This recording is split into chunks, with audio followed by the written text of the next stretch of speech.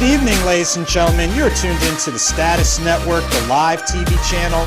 This is the Conversation Corner with your host, the author Andrew Snorton. As we do every second and fourth Wednesday about 7 p.m. Eastern Standard Time, we have some great guests doing some great things across entertainment, business, community, and more. And tonight we've got two outstanding guests that you definitely want to get connected with. So before we get into our first guest, we just have a couple of announcements. First off, thank you as always for tuning in, not only supporting this show, but the entire Status Network family of shows, television channels, movie channels, media, and more. But of course, you want to stay connected with yours truly, so make sure to add me on Facebook at Author Andrew Snorton, Instagram, Twitter, and YouTube at Author A. Snorton for autograph and personalized copies of the books, speaking requests, things along those lines. Within reason, authorsnorton@gmail.com. And don't forget to add all the books and audiobooks to your library from the 2021 nominee for Author of the Year from the Black Only Awards taking place in November. So thank you so much. And as a reminder, if you or someone you know is in need of a media home, look no further than Status Network. As we said earlier, we've got 5 different channels for different types of programs. If you're looking for a podcast, we have that. If you're looking for radio, we have that too. And if you're looking for hosting for special events, pop-ups, concerts, pay-per-view, and more, make sure to connect with us at the information provided at the bottom of the screen. And we're going to go ahead and get ready for our first guest, who is no stranger, as she was a guest last spring. But I tell you what, with a new year, a new season, it is the first day of autumn, so there's something in the air. And that something in the air is right there in the QC, the 704, Charlotte, North Carolina. So we're so excited to have Ms. India Prather joining us this evening. India, how are you doing? I'm doing great. Thank you so much for having me today. Hey, thanks a lot for taking and making the time. And before we get into some of the great work that you're doing professionally and beyond, give our viewers a point of reference where you're based out of, a little bit about your educational background, and a little bit about your professional background. Sure. So I am based out of Charlotte, North Carolina. Education-wise, I'm from North Carolina. I went to Wake Forest undergrad, and then I took my talents to South Beach and went to the University of Miami School of Law for law school.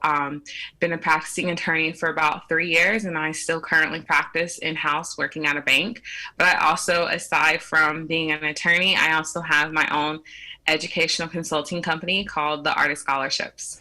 Now, that's amazing right there. So you're already doing great things within the legal profession. Now you're tapping into more of, let's say, access for higher education, but there's a little bit of a personal attachment to it. Walk through with our viewers a little bit of your personal journey and experience in regards to getting not only access to information, but access to resources as it pertains to that college experience. Sure. So I'm from a single parent family. I guess you could say growing up, we were considered lower income. So my high school year, I realized I had worked really hard throughout high school to be number one and have that GPA that was over a 4.0. My eyes were always set on going to college, but the reality set in that my mom and I, we were not able to afford it. I remember days when we were worried about having enough money for dinner.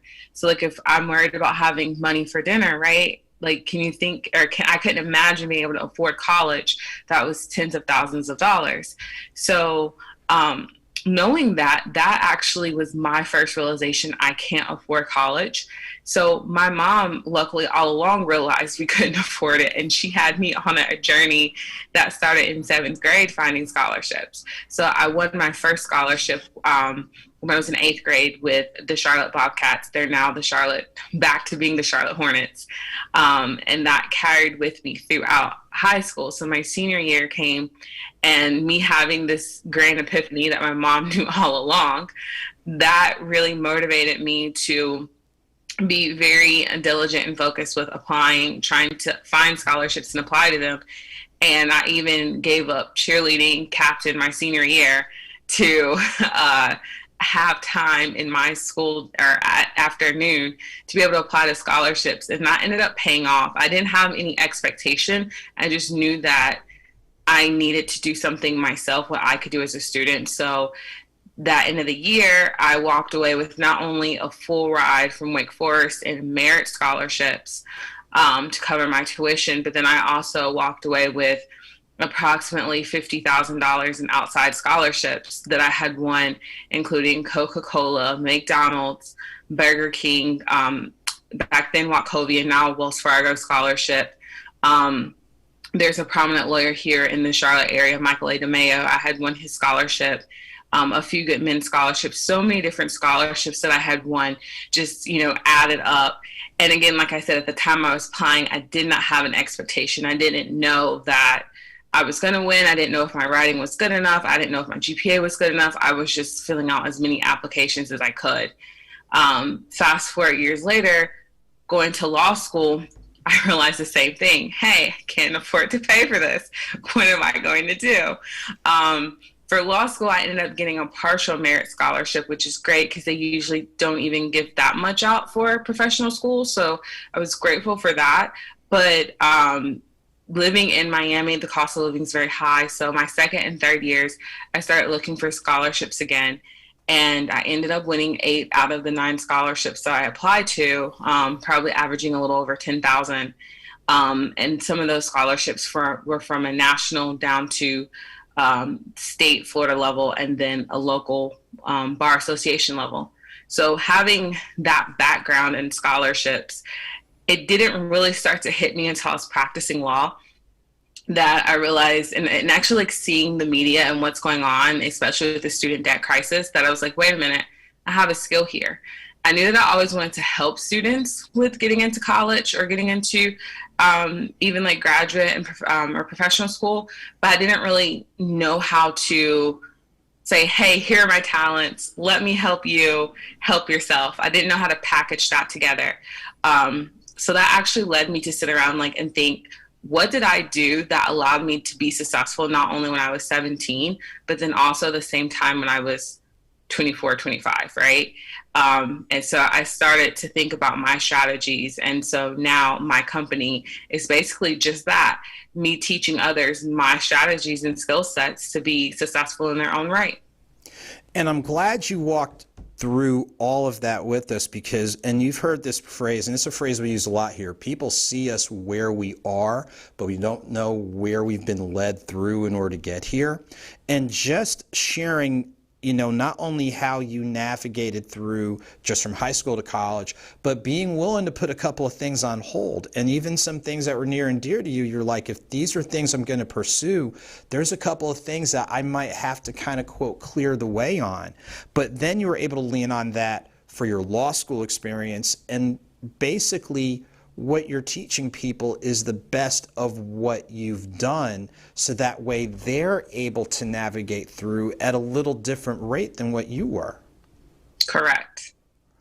And again, that is definitely commendable. So we hear scholarships all the time, and I know, we're not going to give out trade secrets, but we're just going to give out general thematic information.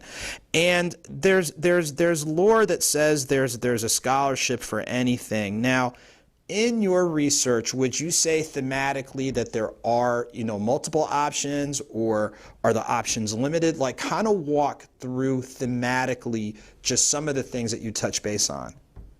Yes, I'd actually have to agree there's a scholarship for anything. So I'll give away just one example.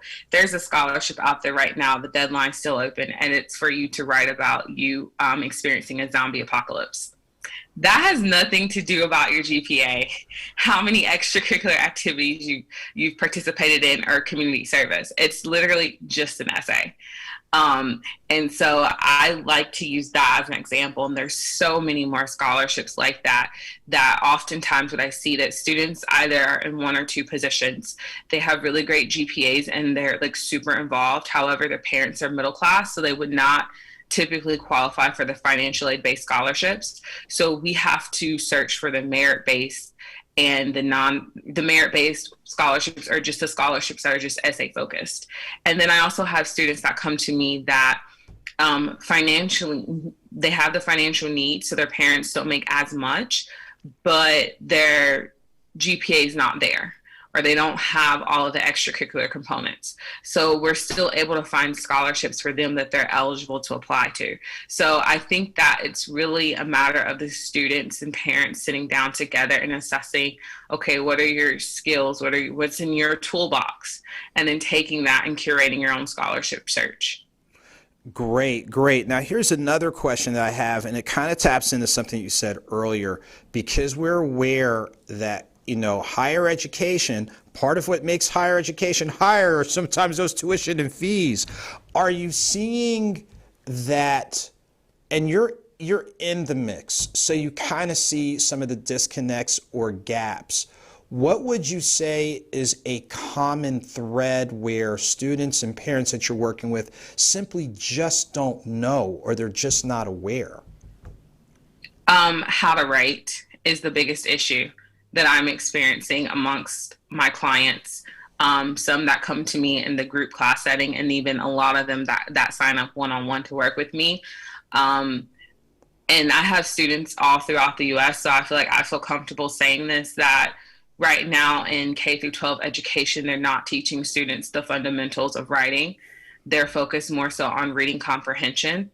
So what I'm seeing is that students lack the ability to write formally. They lack the ability to write persuasively and to sell themselves on paper.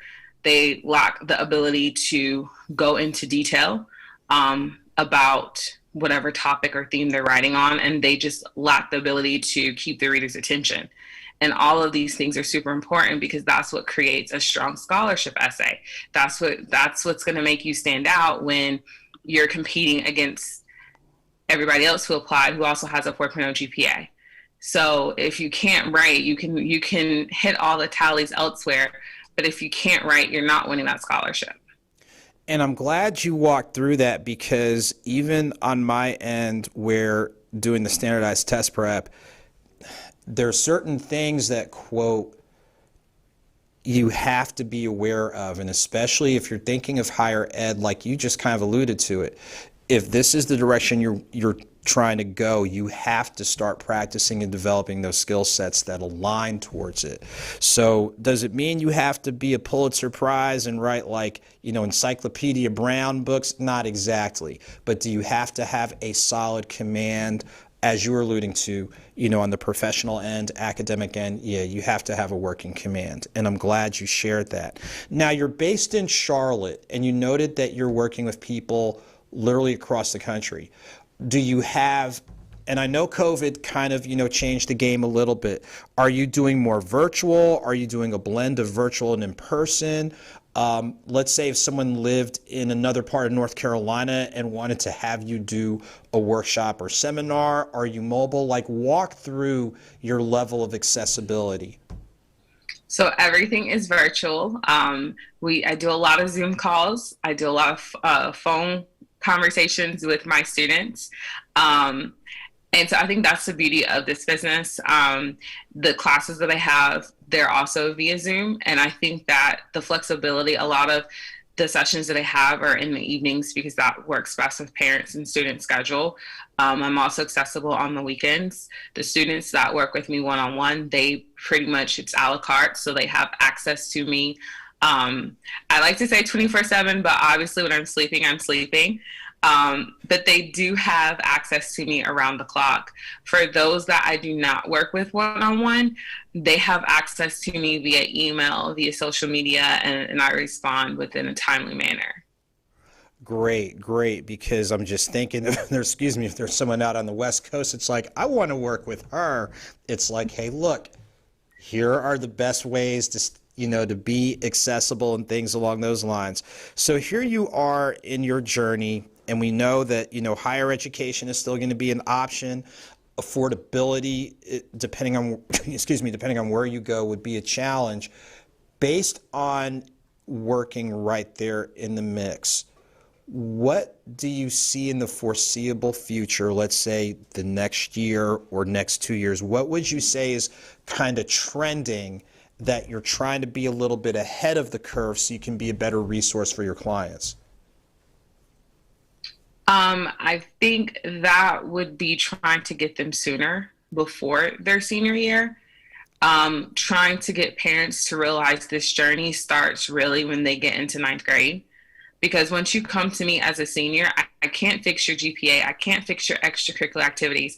I can't tell you to volunteer more. I can't tell you to, or connect you with an ACT, SAT coach, right? So I have to take everything that you have. But for the students that do come to me prior to their senior year, we're able to sit and walk through that path, and we're able to get them the resources that they need to make sure that come their senior year, they are in the best position as possible. So if you're struggling academically, we can connect you with a tutor. I tutor as well, but if it's not something I tutor, then we can connect you with a tutor. We can get you signed up with an ACT course outside of the school, right? So you're not dependent on your school resources and waiting on them.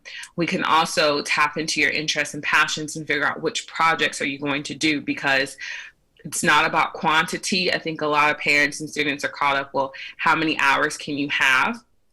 You're only going to get a little certificate saying you completed 100 hours, right? But it's really about quality. So you could take one project and work on it for a year. And the big money scholarships want to see how, like, did you do something profound in your community? Those are the students that are winning, the students who are making an impact, as well as writing those stellar essays. So if I get the students earlier on, then we can create this ideal college and scholarship student winner. Awesome.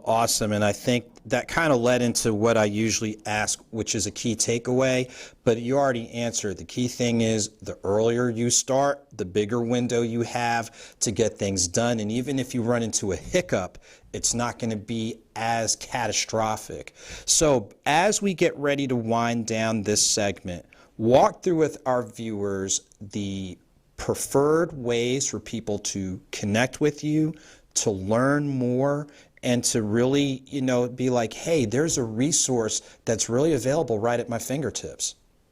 I would say the preferred way is Instagram and Facebook. You can find me at The Art of Scholarships. It's the same handle for both, so at The Art of Scholarships.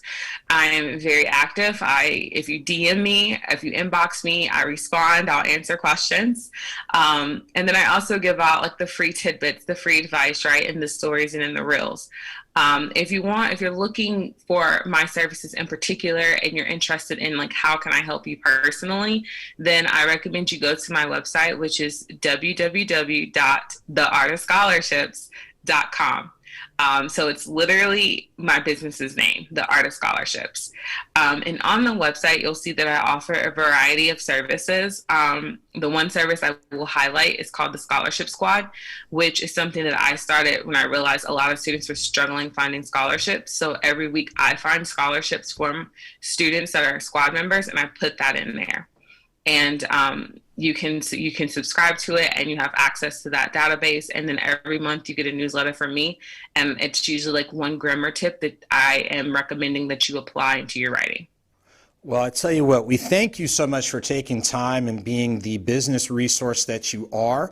And what we're going to do, obviously, best wishes with all that you're working on, and that includes the work you're doing with your clients. So what we're going to do is we're going to take our first commercial break, and we come back. We've got an Atlanta powerhouse joining us when it comes to doing events with class, sophistication, style, and with a conscience. So stick around as we go to commercial break.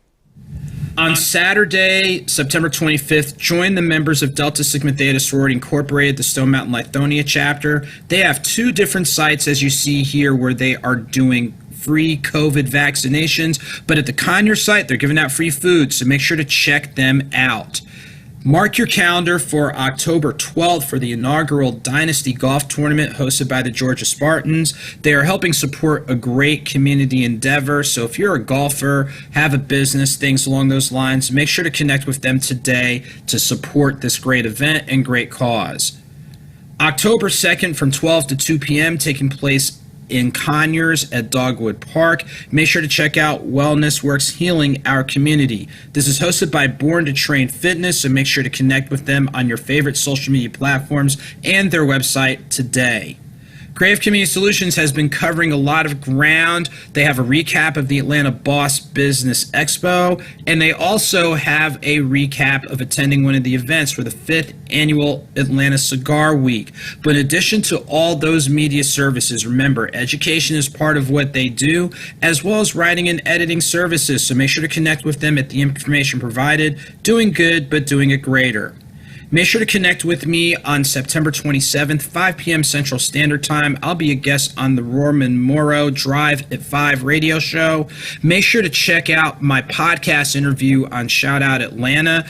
Add them on Apple Podcasts, Google, and Spotify. And don't forget to check out my bio on Instagram for these and other interviews.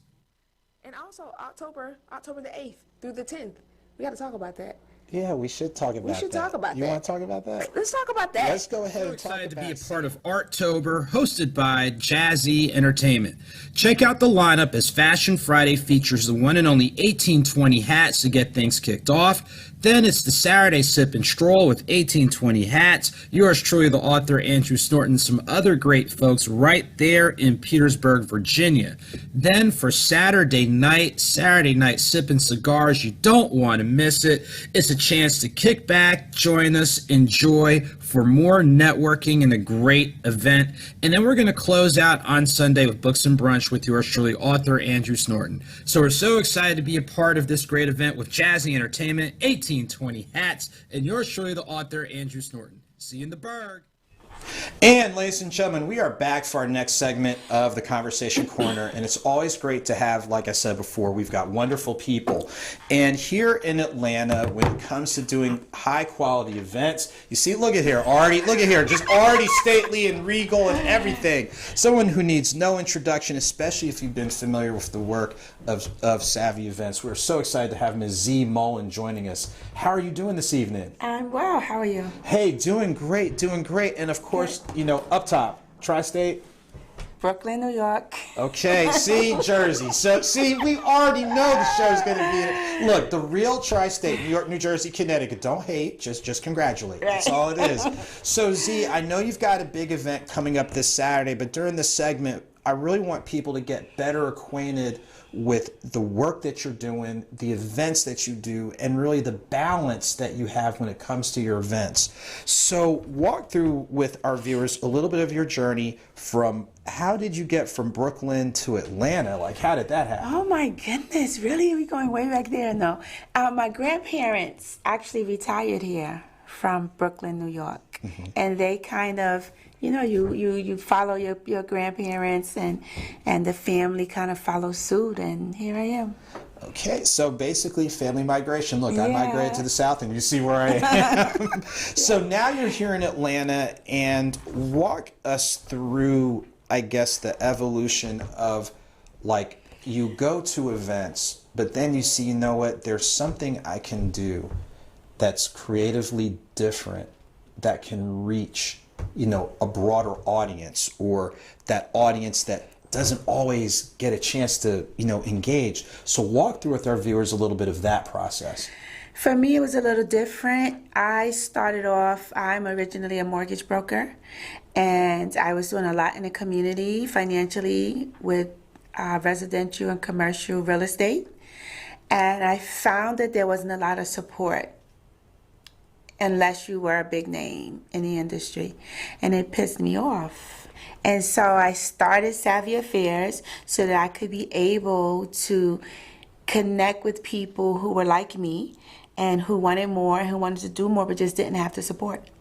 And you said a lot right there, because it's like support, we talk about it, but you know, when you get support, that can definitely elevate you. But when you don't, it's kind of like, all right, you sweating bullets, you counting sheep, and then some of those sheep look like, I don't know, like lamb chops and all that type of just things along those lines. So you saw the importance of, you know, that support network. Mm-hmm. Walk us through, you know, early on and then your gradual growth, because I'll just be honest, like the last couple of years, from what I've seen, you know, saying that things have blown up is an understatement. Like they've really exponentially grown. So kind of walk us through, you know, that growth journey. Listen, it's been for me just being consistent, right? Being consistent, supporting other people, not forgetting where I came from, and just going out and tapping into every single person and not discriminating against anyone. I find that a lot of people, number one, forget where they come from, forget they had to start from somewhere, and they don't want to reach back. And so I found ways to get to those people and then to continue to do good business, have integrity, support people who are climbing the ladder, and they support you. Those people are the most loyal. And something you said about climbing the ladder, and this is a term that I've heard used before, and you probably clearly you're living it, is build as we climb. Yes. Walk through, and you just did, but how they say we got to run it back. Yeah. Run it back for the folks. What makes that adage, build as we climb, so central to the work that you're doing? Well, people love to feel appreciated. People love to know that they're just not supporting you. They're just not coming to your events. They're not just liking your Instagram and social media posts. You're paying attention to them too. And when one hand washes the other, inevitably, you're going to support the person. You know what I mean? Because you know they're there for you. For me, that's been a no-brainer. And it works. It works. And so now when I do events, it's almost like they're waiting for me to put something out because they're going to have a good experience. I'm going to be doing something that's community-based, something that's going to touch my heart. I'm not doing anything. It's something that I can directly relate to.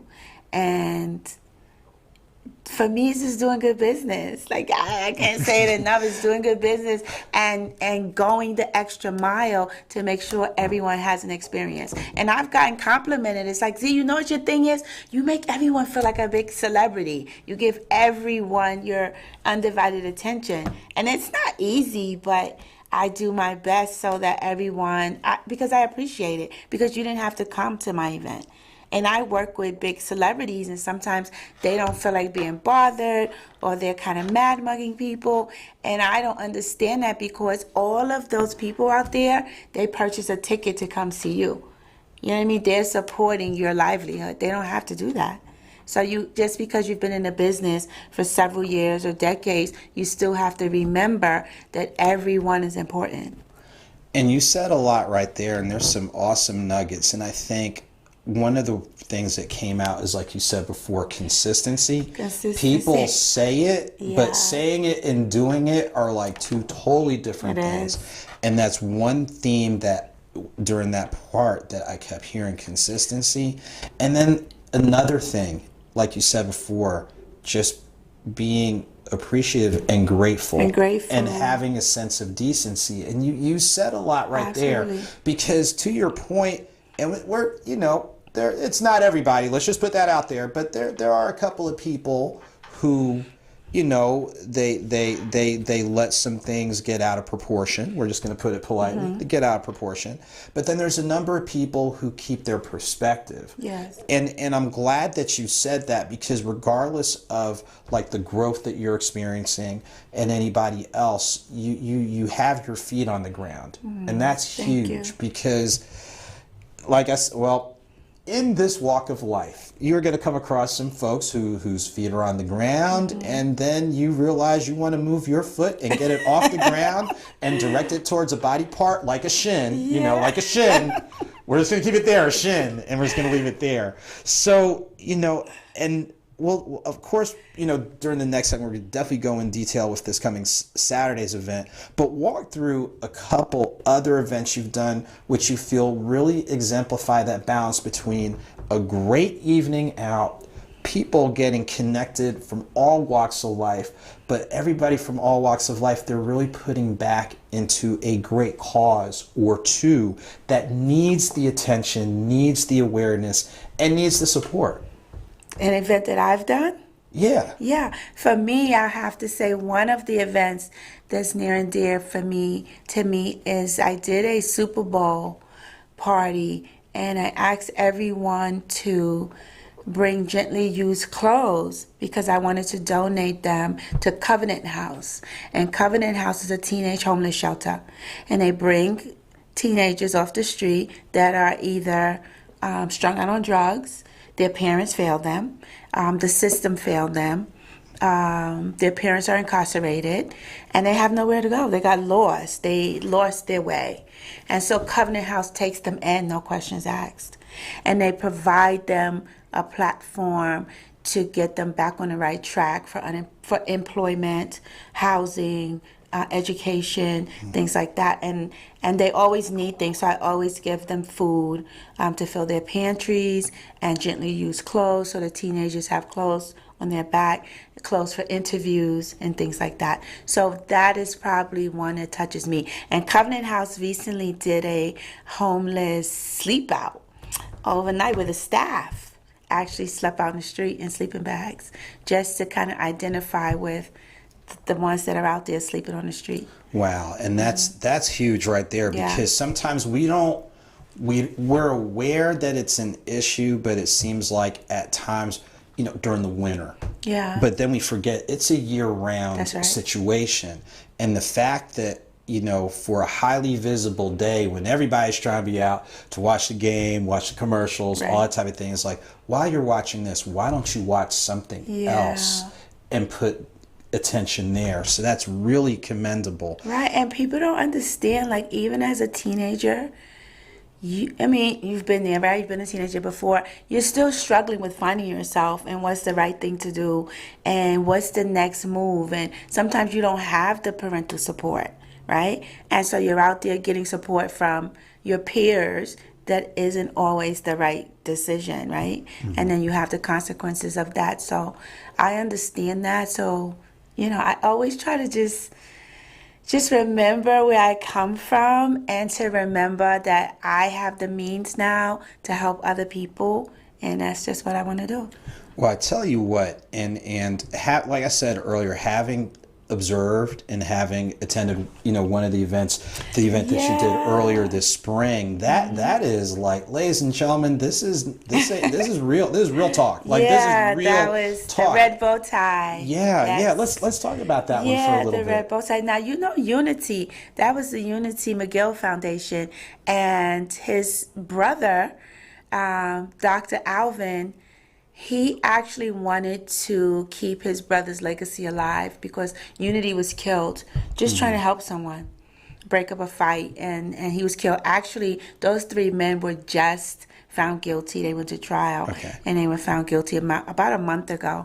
And so he wanted to keep Unity's legacy alive. Unity always wore a red bow tie, so why not? And then, I put together the dinner and put everything, and everyone liked the red and the different swag and the vibe of it, and the men had on their red bow ties. And you guys look so nice. Thank you. Yeah. Well, it's like, hey, you can't come to play. You got to look at here, ladies and gentlemen. Look, they're great events.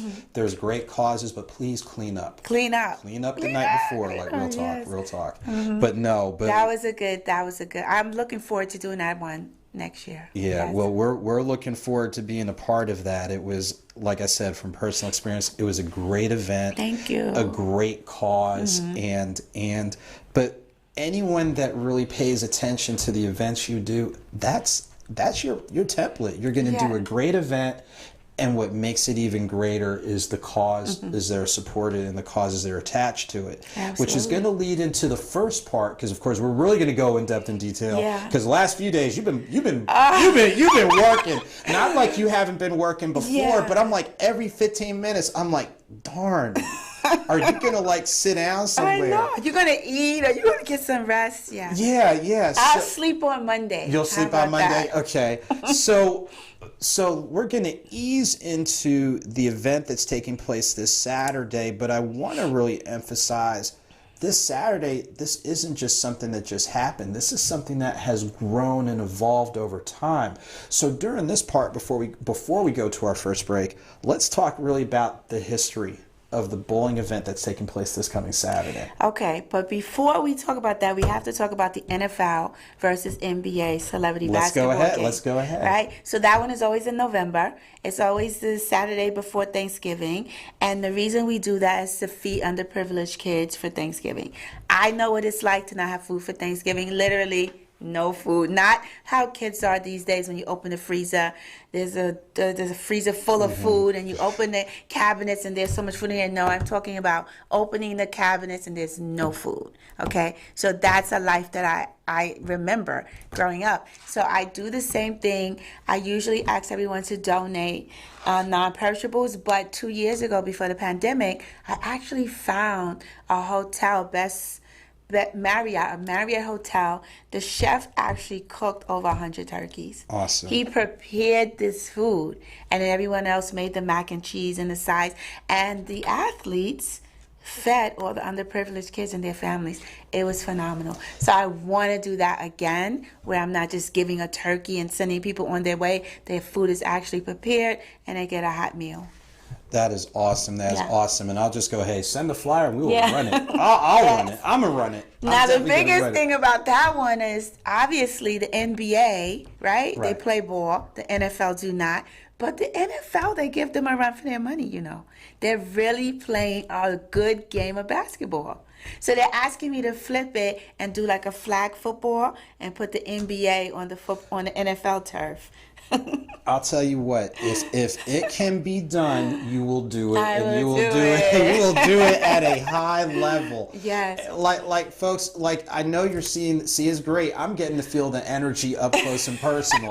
But I you can get tell. excited. But seriously, just your sense of compassion, your conviction, it comes out with what you do, seriously. And it's genuine, folks. Seriously, it really is genuine. And like I said before, just about any event that you do, the consistent thread is there's always some type of community footprint that's there. It's one of those, like you said earlier, it's maintaining perspective. It's not losing sight or connection of where you've been and what you've been led through, and you want other people to be able to experience a similar path, or just like we were talking about previously, be able to experience that path a little bit quicker. Right. Yeah. So that is highly commendable. No, it is, and then it takes you a long way, because then it gives you the ability to dream and to see and to know there's a different world out there than what you may be seeing in your immediate life, you know. Like for me, I used to go to a camp. It was called Fresh Air Fun, and it was for, do you know Fresh Air Fun? I remember Fresh Air Fun. Oh, wow. So it's Fresh Air Fun, and it was for poor kids. And every year, my mom would get us together, and we would go to the Port Authority, and there were like 500 buses and 1 million plus kids, and they stuck this big number on your chest, and they put you on your bus. And you went to a strange family. But me going to a strange family, I was taught how to cook and how to swim and what family life looked like. And so it just gave me a vision in my mind that there was different life out there. You know what I mean? I tell you what, we talk about seed planting. Yeah. And not only that, like I said, growing up in Jersey, we get the New York channels and you'd see the commercials for it. But I tell you what, even with what you're doing right now, with any event, that's seed planting, so people know that they can do these types of events, or they can make an impact. And even, like I said, with the community tie-in, you're doing seed planting because you never know whose life you can potentially change. Yeah, absolutely. So what we're going to do is this. We're going to go to our commercial break, and when we come back, we're going to go knee-deep in a great event they've got coming up this coming Saturday. Make sure to add the Author A. Snorton's Origin Series to your merch. Partnering with 1906 Tees is a great addition to anyone's wardrobe. And don't forget about the additional merch from your favorite author, so make sure to connect with me at the information provided and get yours today. We are so excited to be teaming up with Red Level Entertainment October 15th and 16th. We're not going to drop it just yet, but make sure to check out their social media and Author Andrew Snorton's social media for a big event and collaboration for October 15th and 16th out west.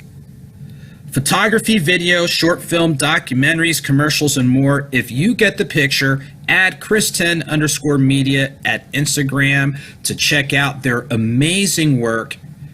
And speaking of amazing, remember your hat is your crown, so live free. Get your custom men's and women's fedora from 1820 Hats at the information provided. And now, let's take a listen.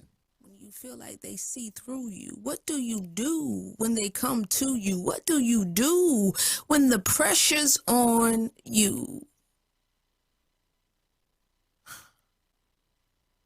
I say you step up, grow up, step up.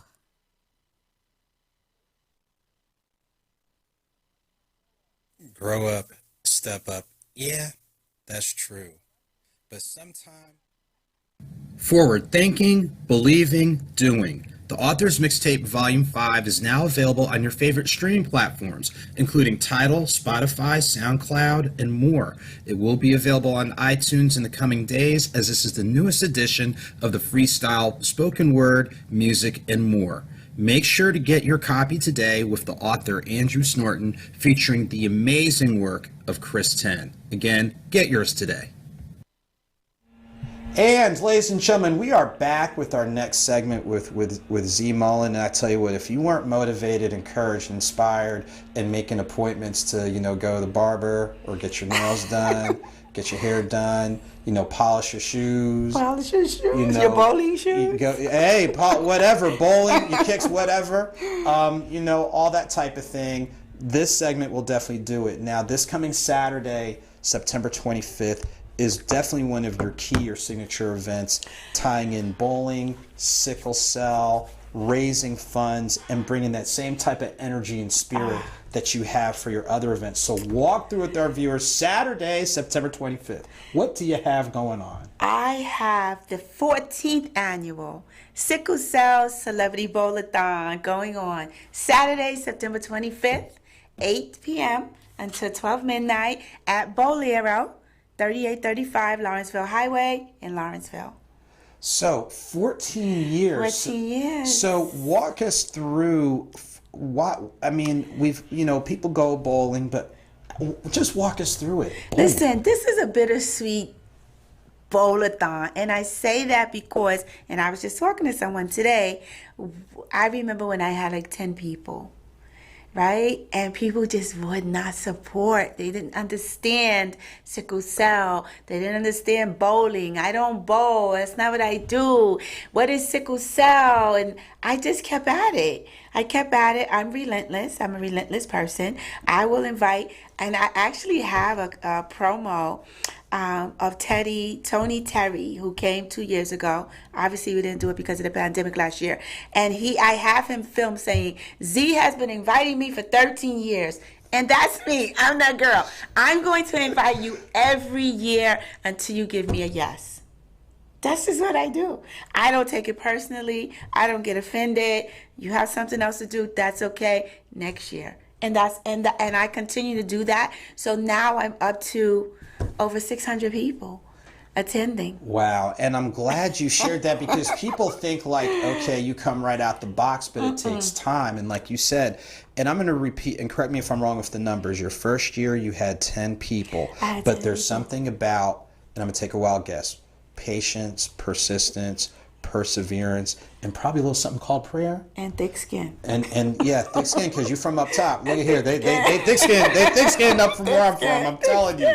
And now, when like you said, this coming Saturday, yes, you're gonna have at least almost 600. Yes. This is like ridiculous in a good way. Good way. So when people come out on September 25th, yes, walk through the setup and what's going on. And oh my goodness, the setup is amazing, right? So everyone comes as a team. Every team has a team captain. Everyone represents their brand. Whether you are Team Motivation, whether you're McDonald's, whether you're Bank of America, no matter who you are, you come out, you rep your brand, a hairstylist, a celebrity. They come on, they wear their matching t-shirts, because I have the best team t-shirt contest. I have celebrity judges. I give away fabulous prizes. And then I have the bowling challenges, the turkey, the dance contest, the hypest team, the red pin challenge. And then I give away the hypest team, the highest team score, and the individual score. And so I do all these different challenges. We bowl for sickle cell. I've partnered with Be The Match. Be The Match handles the registry for African or blood diseases and keeps it, but primarily African Americans, so that we can be a part of saving someone's life. How you do that is with the bone marrow transplant. But you have to be able to get the donor, and you have to be able to find someone that matches. So although I am inadvertently creating this bowl-a-thon, we're there for sickle cell, we're getting tested for sickle cell disease, and we're saving lives. And everyone forget that that's why we're there, but once I get them in the building, they all get tested, you know? And so we have the red carpet, we have the DJ, we have the food, and we have a great time. And I tell you what, you know what? This sounds like a typical Zee Mullen affair.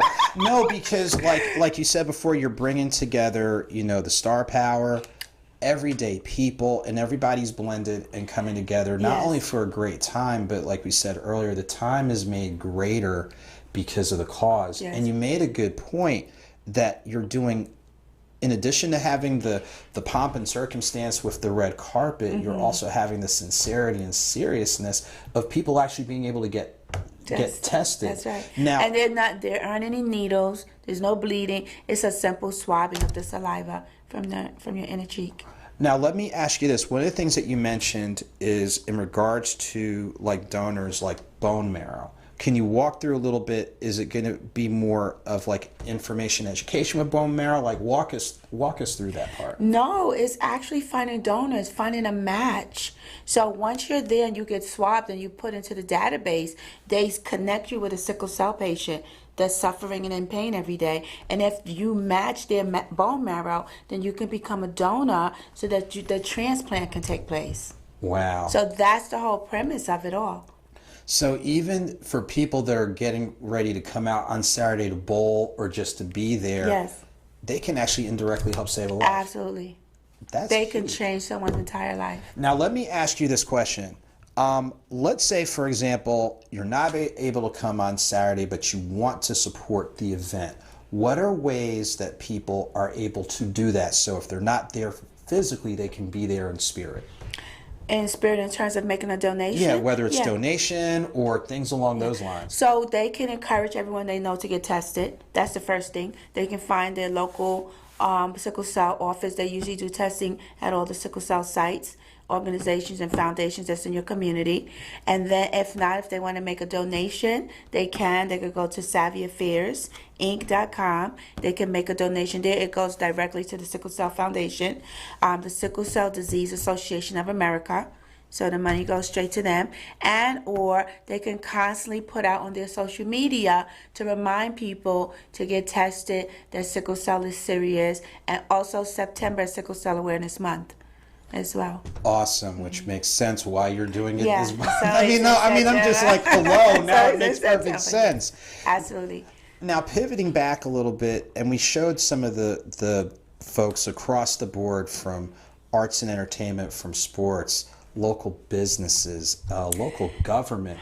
Can you, I don't want to, I guess, could you share the name? I don't want to say name drop, but could you share a few of the names who are lending their support for this coming Saturday? Absolutely. So we have Rodney Perry. He's coming. You know, we have Ray Allen. We have Damian Hall. We have Jazz. We have Olivia. We have Beauty J. We have Theo Ratliff. We have a list of names. We have Mama Future. We have Mama Waka Flocka. We have Mama Cash, Mama Camp, Mama Zaytoven. So I have all the sons' mothers. Mm-hmm. Okay, we also have Zaytoven coming as well. We have, who else do we have coming in there? Josh Powell, Bob Whitfield, Giovanna. The list goes on and on. It's going to be an amazing time. Yeah, and I've kind of seen that partial list. One thing I will say this, when I talk about patience and persistence with this one right here, like it's almost like I can set my alarm to what she's going to do, because it's like, I got a pop-up from Z. I got a reminder from Z. I got this reminder. Let me turn Z off into 7. No, but I'm gonna tell you something. And it comes back, to the previous segment. In getting the opportunity to go and just seeing how you operate, you and your team work hard. Ladies and gentlemen, seriously, they work hard. They stay focused. They are courteous. They're professional. They make you feel welcome. They make you feel at ease. And part of that flows from they know why they're here. Yes. They're here to do in no particular. You're here to do a great event, but what makes it great is the reason behind it. And like I said, I can say that from personal experience from earlier this year, and that is a staple for any event that you do. Absolutely. So it speaks volumes when you can get, current and retired professional athletes, right, or people who are in, let's say, acting or music, or even one of the as I saw when we had it on the screen earlier, the Gwinnett County Commission Chair. Oh yeah, Nicole Hendrickson. First of all, she's the first Black woman. She's the first Black person, and she is the first Black. What did I say? Black woman, Yes. Black person, and Black woman. She is the first of Gwinnett County. She's coming out. She's so excited.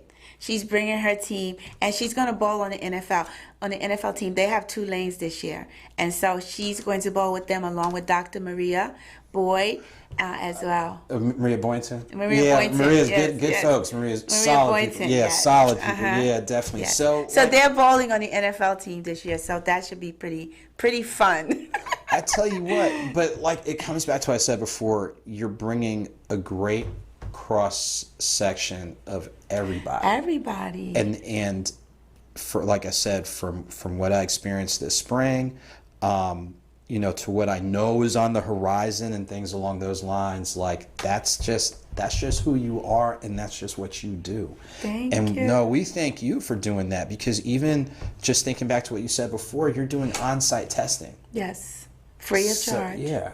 So you're doing on-site testing to not only, to highlight the month, but while you're here, let's do what we can. Absolutely. And then let's continue to build and keep it going. And be the matches there so they can ask any questions that they have, and they can volunteer to be the match, because they're always doing things in the community as well. So the opportunities are there. Definitely. Now, let me ask you this. For this Saturday, now, I know, you've got the lanes taken care of, you've got sponsors. Are there still opportunities for the general public to purchase a ticket and be able to attend? Yes. So all lanes are sold out, so you can't have your own lane, but you can actually join a team.